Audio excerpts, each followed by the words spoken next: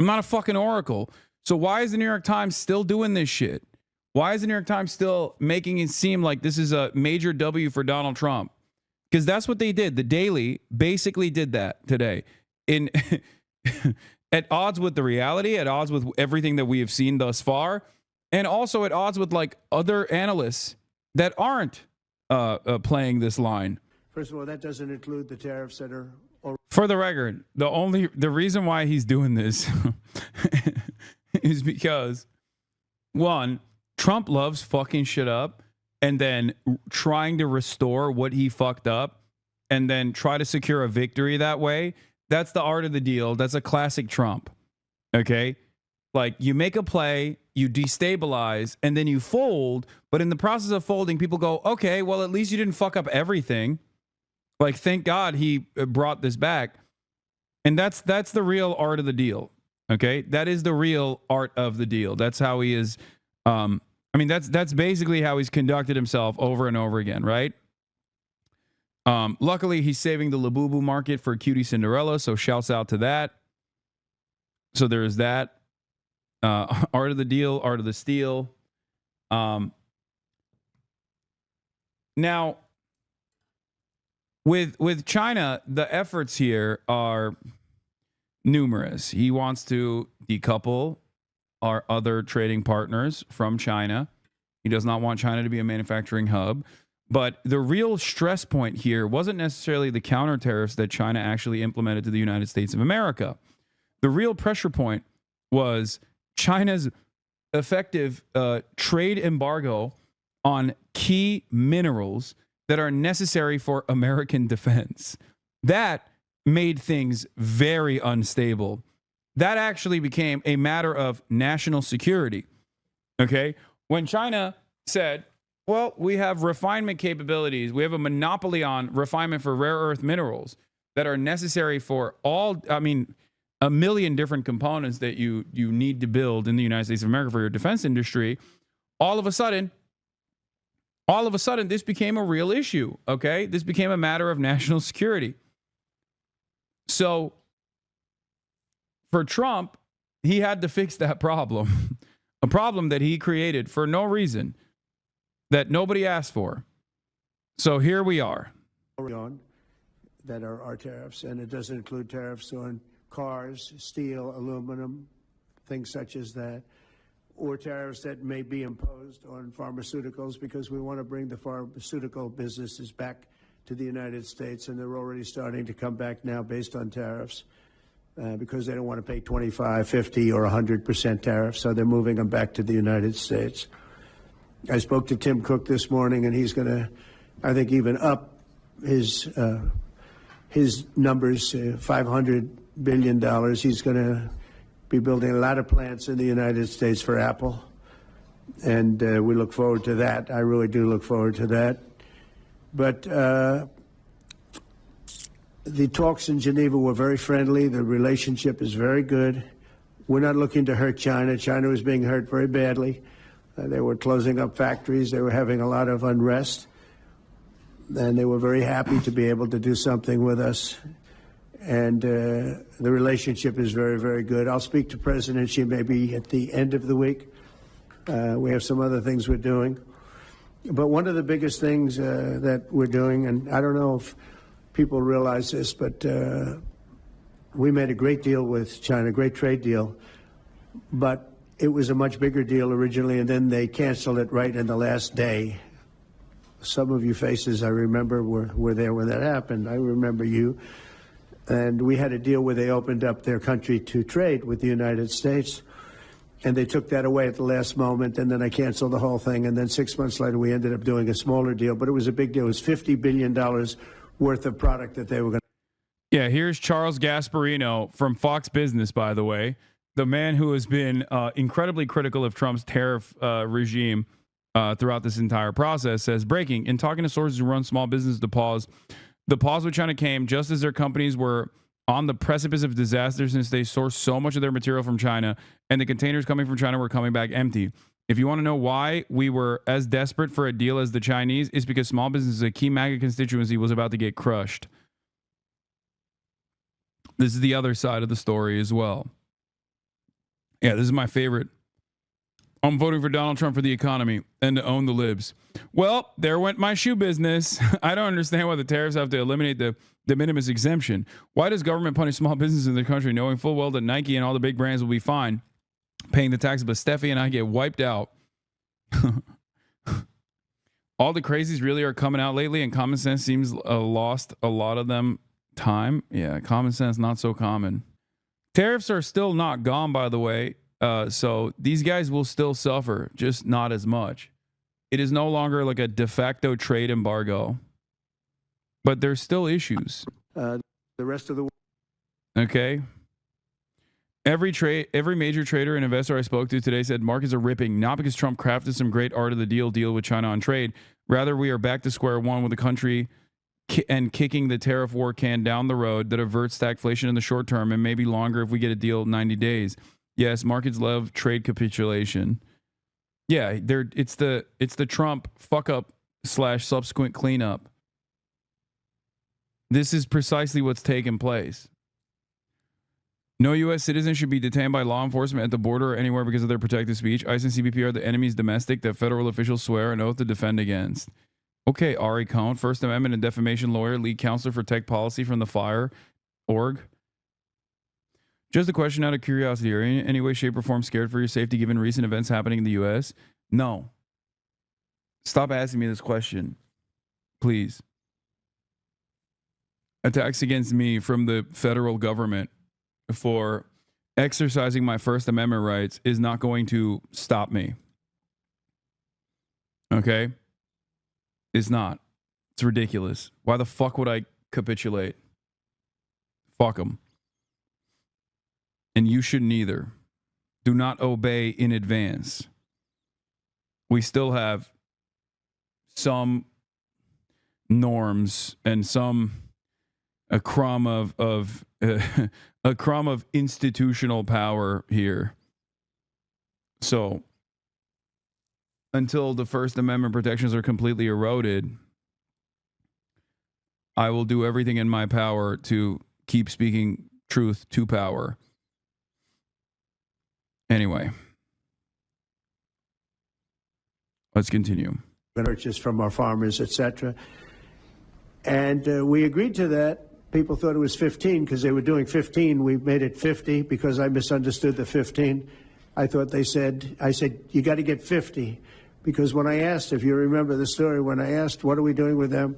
My Secretary of Agriculture at the time, Sonny Perdue, said, sir, it's about 15 billion and we're asking for 15. And I thought he said 50.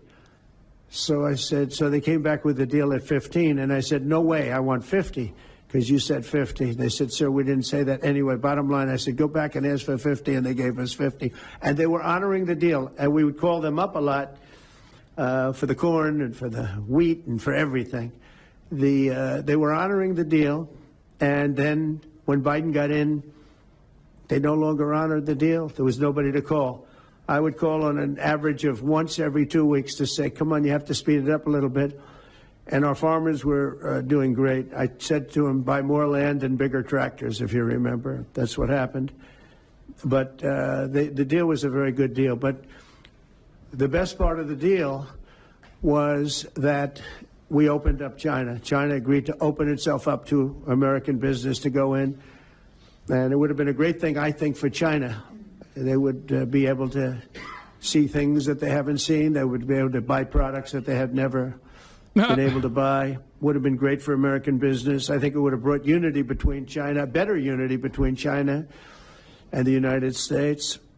And the bottom line is that they canceled it the last day. We were all set to sign it. And I went a little bit angry. I got a little angry. I said, they canceled the deal. The deal was done. It was all ready to be signed. And people went over, they came back to me, sir, they don't want to sign the opening up China. Well, the biggest thing that we're discussing is the opening up China, and they've agreed to do that. But it's going to take a while to paper it. You know, that's not the easiest thing to paper. But that's the single, I think, to me, some people would disagree. Some people would say we're getting a lot of money with tariffs or whatever. But, you know, especially when you add what we already have. What the fuck are you saying, man? All right, I'm going to skip this. Let's see. So the latest on... let's get to the actual analysis because I can't listen to him fucking ramble on. All right. So some of the major goals here some of the stated goals here are obviously very different than what the actual goals were. The actual goals were to try to apply pressure to China's other trade partners that we also trade with in an effort to decouple them from China. And he did not reach any success on that, as far as I understand, considering that everyone was like, well, okay, we'll buy your salmonella chicken, but like, we're not going to fucking stop trading with a major manufacturing hub. Okay. As far as capitulating and dialing back the tariffs regime, I mean, he didn't really get anything in return. So this was an incredibly, this was just an incredibly stupid thing that he did. That was an exercise in futility. And as I told you, China would come to the table to after a period of instability, that every outlet is going to present as China caving to the brave and mighty American art of the deal guy, Donald Trump, as the New York Times did this morning, predictably. China is now coming back to the table to reassert stability in terms of global trade. On President's trade war, and news breaking overnight that China and the U.S. have reached a short-term agreement.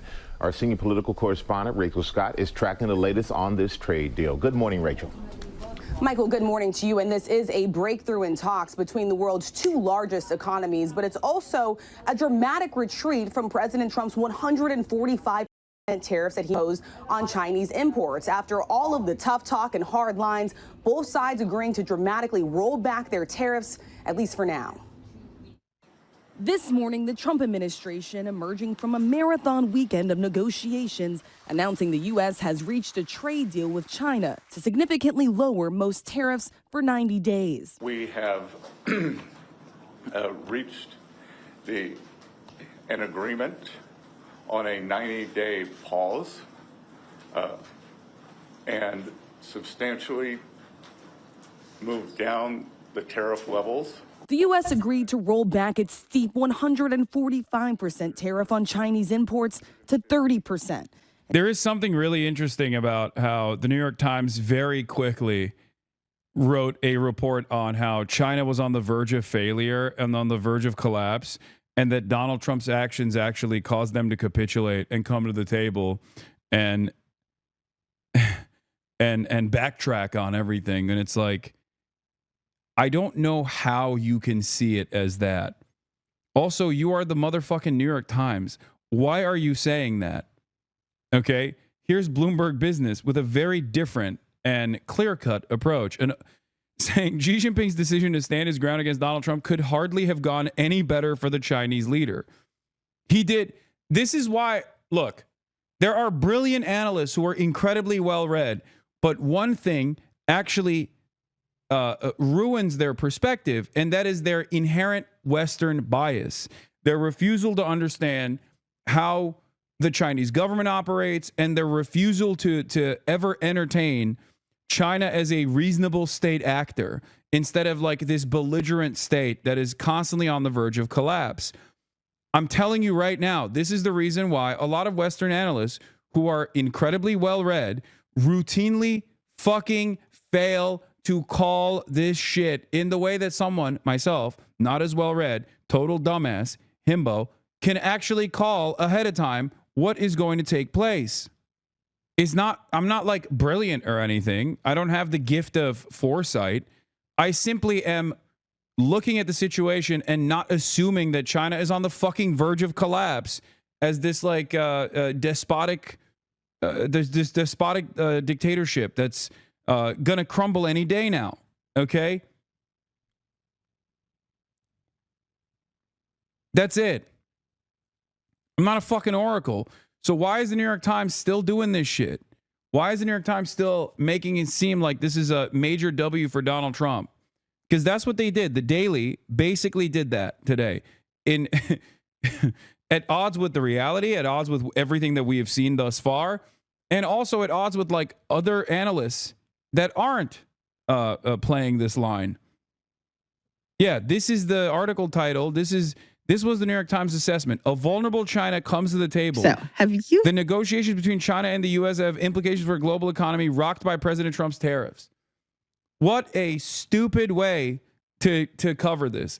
What a stupid and wrong way to just use the paper of record to do normalization for a abnormal president.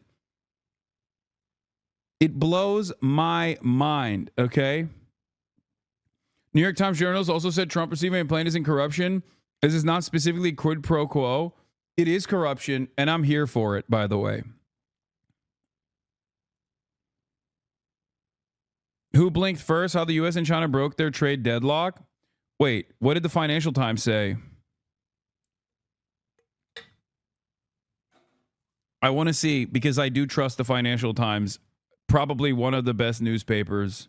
Financial Times is probably the best newspaper, I'll be honest with you. Like, out of all of the major newspapers, they are the one that routinely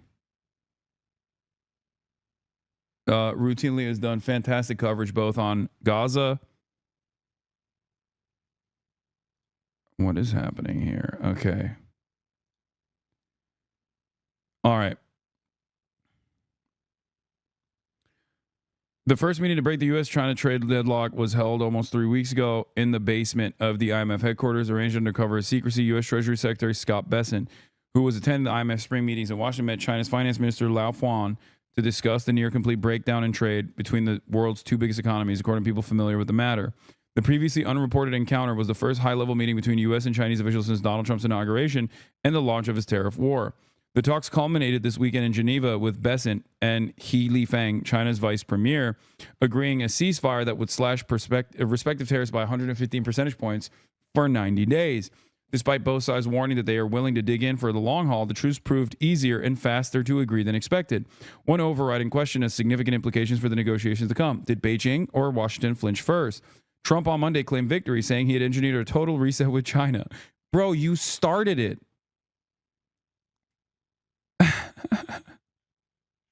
Dude, this is the same exact thing that Trump dick riders did initially, where Trump dick riders were like, oh, tariffs are going to be good actually. And then when he reversed all the universal tariffs that he had slapped on and like lowered them to 10%, he was like, art of the deal, sir. It's like, okay, why did you want the tariffs initially if you're going to say art of the deal when he dials back? Like, what the fuck? Meanwhile, Hu Zhijing, the former editor of the National Communist Party tabloid, The Global Times, said on social media that the deal was a great victory for China. The U.S. has chickened out, said one popular Chinese social media post of the deal. Economists agreed that the U.S. might have overplayed its hand by raising the tariffs too quickly and too high. The U.S. blinked first, said Alicia Garcia Herrero, chief Asia-Pacific economist at French investment bank Natixis. It thought it could raise tariffs almost infinitely without being hurt, but that hasn't been proven right. The U.S. and China had each argued that the other was more vulnerable to the tariffs, but the speed with which they unwound the levies in Geneva suggested the trade war was inflicting severe pain on both sides, she added. A hard decoupling of the world's two largest economies was threatening job losses for Chinese workers and higher inflation and empty shelves for American consumers. Craig Singleton of the Foundation for Defense of Democracies, a think tank... Oh, God, the worst, by the way. FDD is awful. A think tank in Washington said it was striking how quickly the deal had emerged, suggesting that both sides are more economically boxed in than they let on. While Beijing stood toe-to-toe with Washington in fighting Trump's tariffs, Chinese negotiators still have more work to do to level the playing field. The U.S. still retains much higher tariffs on China than on any other country. Capital Economics calculated that the total U.S. tariffs on Chinese goods would remain about 40%. After the ceasefire with Chinese tariffs on the U.S. would be about 25%. Experts also warned it would be a hard road to secure any agreement that would be more lasting. For the record, and I said this already, China, remember, I told you, China, after a period of instability, showing the rest of the fucking global leaders who is actually the unstable, belligerent, hegemonic power here, okay, will then come to the table and offer concessions to make Trump feel good. Give Trump a make nice, okay? In order to restore stability to global trade, which of course Trump is refusing to do regardless. He seemingly is still invested in like this decoupling. The U.S.-China trade negotiations are going to be like a roller coaster, says Scott Kennedy, a China expert at CSIS, a think tank. Markets can breathe a temporary sigh of relief, but we're nowhere near out of the woods. Ahead of the talks, Bessent had warned that the high level of tariffs was not sustainable and amounted to an effective embargo on U.S.-China trade. The ceasefire at least narrowed the gap sufficiently for China's extremely price-competitive manufacturers to remain in business with the U.S. Alfredo Montefiore-Hilou, head of the China Center of the Conference Board think tank in New York, said it would have been impossible for Chinese producers to offset 145% tariffs imposed by the U.S., but at 30%, I think most Chinese imports in the U.S. would regain their competitiveness. Before the talks in Geneva, Bessent had said the two sides were unlikely to reach a broad economic and trade deal, saying they needed to de-escalate before we can move forward. But on Monday, he struck an optimistic note, hinting that Washington might be looking for the type of purchase agreements that characterized the initial phase of the U.S.-China trade war during Trump's first term. These involved Beijing agreeing to buy quantities of commodities such as soybeans and the U.S. manufactured goods, but they were disrupted by the pandemic. There will also be a possibility of purchase agreements to pull what is our largest bilateral trade deficit into balance, Bessent said. Bessent and Greer also sounded positive. Like, what are they going to do? Buy all the soybeans readily available? Like, oh, yeah. Your pro-China propaganda is sickening. Oh, yeah. Keep getting sick, chatter. Are you saying the Financial Times is doing pro-China propaganda and it's making you sick? Should I lie to you and act like this situation was actually totally manageable and Trump was a brilliant trade deal maker? I don't understand. Like, what do people want me to do? Lie to them? Is that what you think is better to do here? To tell you a lie? To act like Donald Trump breaking global trade because he was bored was actually really good?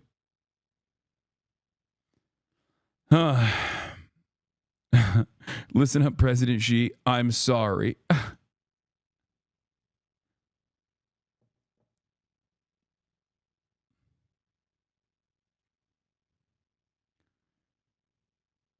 Based. That's the real. Yeah, if you want someone to fucking tell you, serve you a lie about how awesome and brilliant Trump is, Asmongold's down the road, you know? Next door. He's next door serving that good slop that people want to hear. Seemingly, a lot of people would rather be deluded into believing in a completely alternative reality than to make a assessment on cold, hard truths.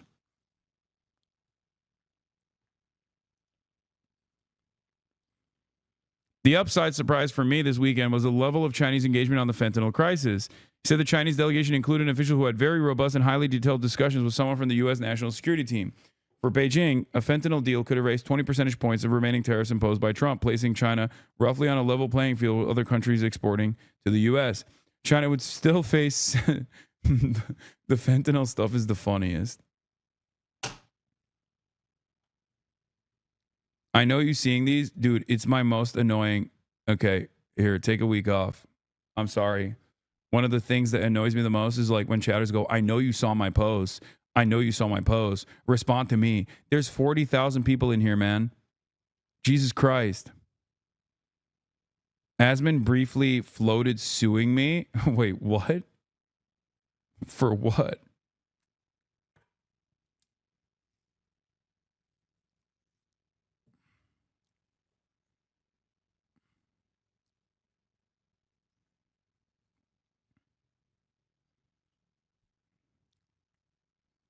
He says you defame him about what?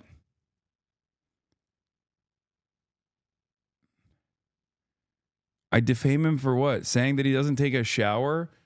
No judge is going to look at that situation and go, yeah, this is actually defamation. Judges are going to look at that and be like, dude, are you fucking serious? Are you fucking serious? Come on, dog. I don't think you take a shower either. What do you mean? Are you going to sue me next? I'm the judge here. Yeah, judge is going to take one look at that and be like, yeah, based.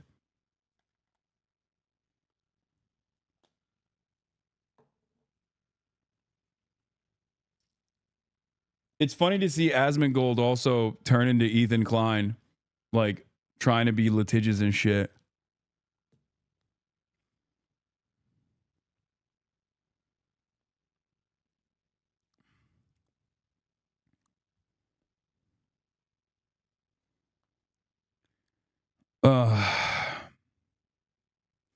Has your detention made you more empathetic towards the imprisoned? What are you talking about, dude? My conditions were not the same as someone who's in prison.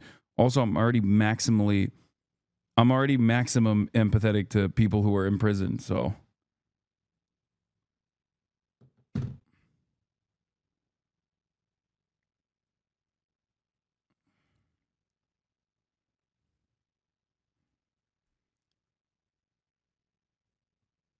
Anyway.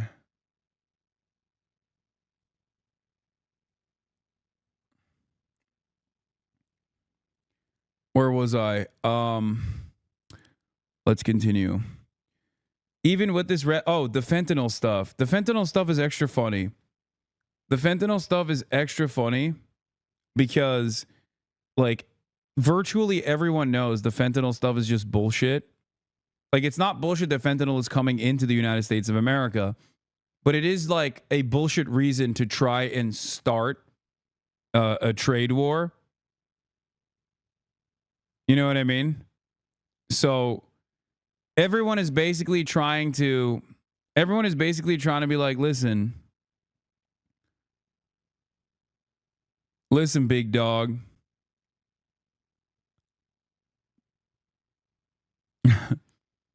We got you. We'll do this thing that you want us to do. We'll really deal with the fence stuff. Even with his respite, economists caution that the bilateral relationship will remain troubled, with Trump's unpredictable policymaking expected to drive China to continue to diversify its exports market and try to stimulate more domestic demand. Chinese exporters were also probably used a 90-day window for negotiation to front-load more exports in the U.S., which could lead to another surge in China's trade surplus with the country. A durable resolution remains challenging, given the complex bilateral relationship, said Robin Xing, economist at Morgan Stanley, in a note.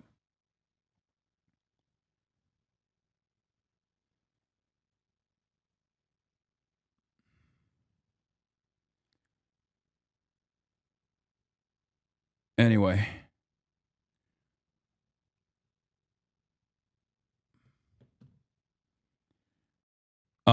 China is Trump is doing expert level tactics. Congratulations, sir. Thank you so much for scaling back the onslaught of global trade for no discernible reason. China agreeing to lower its tax on American goods from 125% to 10%. For weeks, the president has been defiant about keeping his tariffs in place, even as markets tumbled and retailers warned their shelves could go empty. I know what the hell I'm doing. I know what I'm doing, and you know what I'm doing too. China took a hard line too, insisting no matter how long the trade war lasts, we'll never yield. But just as both sides touched down in Geneva, Switzerland for those high-stakes talks, the president with a change in tone, suggesting he would be willing to drop his tariffs even lower to 80%. The deal the U.S. reached is much lower than that. We concluded that we have shared interest. The consensus from both delegations this weekend is neither side wants a decoupling. On Wall Street, stock futures surging as the U.S. and China return back to the negotiating table in hopes of reaching a long-term deal. So investors are rejoicing this morning, but the full economic impact of this on and off again trade war still remains very unclear at this point. That question will be answered likely in 90 days as these two sides continue their negotiations, Michael. Yeah, still a lot of that is still unclear, Rachel. But Rachel, the president posting on social media that he will sign an executive order aimed at lowering prescription drug costs. Yes, Michael, the president says he'll be signing that executive order in just a few hours before he heads off on this foreign trip. It is aimed at lowering the price of prescription drugs. The goal here to force pharmaceutical companies to charge the U.S. This was, first of all, it's so funny for Donald Trump to try to do this through tariffs, which is, of course, inflationary. But also, dog, the reason why pharmaceutical drug costs are so expensive in America is because we don't have mass purchasing. And up until recently, it was already illegal. Like, it was illegal for even the VA, which is one of the only nationalized healthcare structures that exists. It was illegal for the VA until Obama to even fucking lower pharmaceutical price at the point of purchase through mass purchases. We are the only country on the fucking planet that does not engage in this process, by the way, in the developed world and even in the underdeveloped world. So if you want to actually lower pharmaceutical costs, which I'm on board with, oh my God, 100%, you have to force the pharmaceutical companies to lower the costs at the point of purchase. You have to literally tell them, like, you can't do this. You cannot increase prices.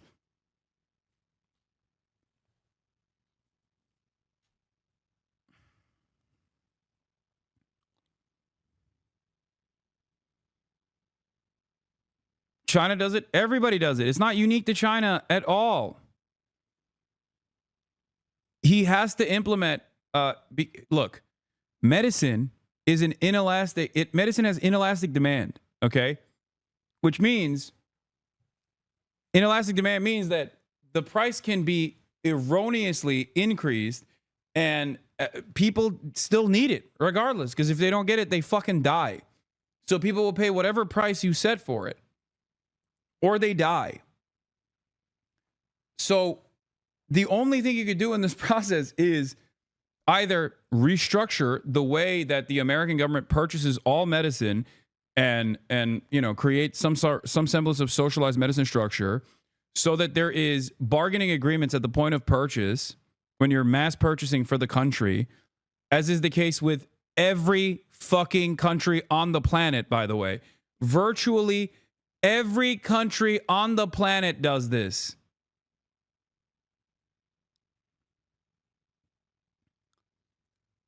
Like, this is not a crazy socialistic, idealistic, fucking utopian communist argument, okay?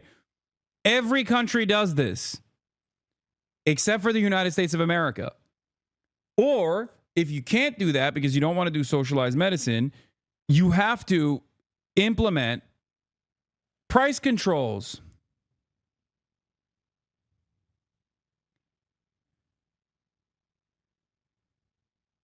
That's it.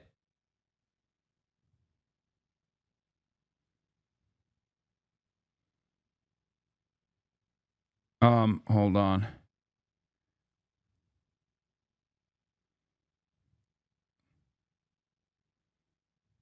Hold on. I'm getting blown up by journalists that are all writing about the ICE detention situation. But that vid where the Chinese government walks in and throws their dick on the table and just tells them no is so good. Yeah, bulk purchasing of medicine is literally how 99% of countries get their medicine into the consumer market. It's crazy that the U.S. doesn't do that.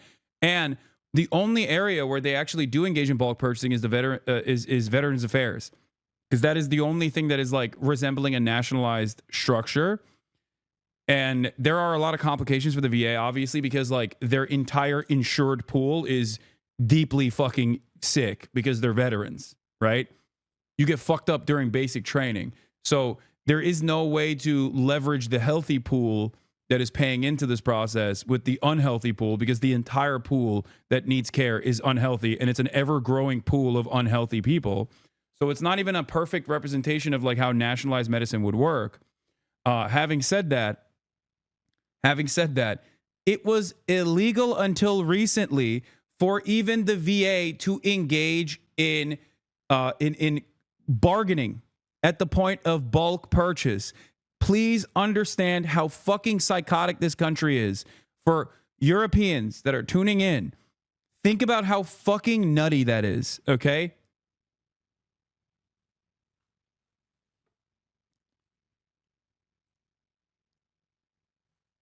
It is so crazy. Whereas every other country on the planet literally engages in bulk purchase at the point of any pharmaceutical entering the market. This is the reason why American drugs are 10x the cost of drugs elsewhere. The lowest price that they charge other companies. Now, if implemented, this would likely have the largest impact on drugs covered by Medicare and that are administered in a doctor's office. But the White House not releasing any other details this morning, and implementing this could be very complicated, Michael. All right, Rachel Scott, thank you so much. We start with a Fox News alert. The United States and China have reached an agreement. Anyway, one of the funniest Trump still got it moments was when he was talking about price caps potentially. And, you know, I hate to fucking give it to the guy whose admin, falsely detained me at the goddamn airport. But, you know, I call balls and strikes, as I said in my detention interrogation, whatever you want to call it. He still got it. Okay. He still got that fastball, baby. Look, this is a fantastic example of a man who still got it. This 56-second moment. Let's take a look. I mean, I'll tell you a story. A friend of mine who's a businessman, very, very, very top guy. Most of you would have heard of him.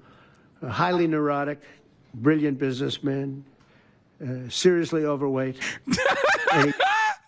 Highly neurotic, seriously overweight. He takes the fat shot. He takes the fat shot. And he called me up and he said, President, he calls me, he used to call me Donald, now he calls me President, so that's nice respect. But he's a rough guy, smart guy, very successful, very rich. I wouldn't even know how we would know this, but because he's got comments. President, could I ask you a question? What? I'm in London. And I just paid for this damn fat drug I take. I said, it's not working. He said, it's not working. I just paid $88. And in New York, I pay $1,300. What the hell is going on? Dude, fucking amazing. No notes. 10-10. Also, the other side of this story that I find insane is that, like, these fucking global multinational conglomerate owning billionaires are shocked at the price disparity in the European markets for what I already explained to you, which is socialized medicine, an important aspect of socialized medicine. It's like, really? That's what it took for you to comprehend that, like, shit is incredibly fucked up in America? Like, how? Like, what, are you that stupid? This is the type of story that reminds me that some of these guys are not, like, as, I don't want to say they're not as evil, because their output is still pretty evil, but they're more stupid than they are deliberately evil, okay? Because you operate under the assumption that, like, everyone is aware of these things that I'm aware of, that you're aware of, right? And then you encounter a story like this and you're like, what the fuck? Like, how is this news to you, man? How is this fucking news to you? God damn, how'd you become a fucking billionaire? How? How is this possible? Like, what a perfect demonstration that meritocracy is just a lie, okay? It's just an abject fucking lie that you can have a guy who is a multi-billionaire, a titan of commerce and industry, be this oblivious to just basic amenities offered by social democracies. Like, that's insane. Oh my God. It is crazy. It is crazy. I I always forget that people in positions of power are just as stupid as people who are fucking YouTube commentary slop tubers. Okay, like I sometimes fail for the position of authority fallacy, because deep down inside, I also, I guess, have some kind of commitment to institutions and their infallibility. So I assume that these guys are sharks and they're smart, and actually they're presenting themselves as like oblivious. But in fact, they are completely aware of the unjustifiable structures that they have played a role in cementing. And then you hear a story like this and you're like, oh no, they're just dumb. Like, they're actually fucking dumb. They're actually fucking oblivious. And it blows my goddamn mind. Like, how did you live for as long as you did and become a titan of industry, a commerce giant, and just completely remove yourself from normal day-to-day existence that cause you to be this oblivious to the basic things that social democracies afford?